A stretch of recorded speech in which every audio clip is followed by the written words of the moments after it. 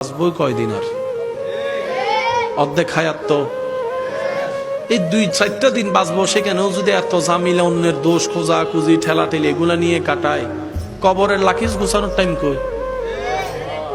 কবরের লাকিজটা গোছাবো যে টাইমটা কই? কামাই আমরা 10 টাকার সওয়াব, বাকি কইরা রাখি 100 টাকা।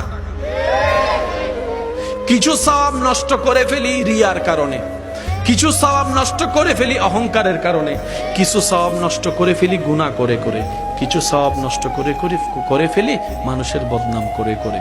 কামাই যতটুক তার চাইতে কিন্তু আমরা লসের ঘাটায় বেশি আছি। হিসাবটা টাইম দিলে দেখবেন আমরা মাইনাসের কোটায় আছি, মাইনাস 1000 টাকা পাবে মনে হয় এরকম একটা অবস্থার মধ্যে আছি।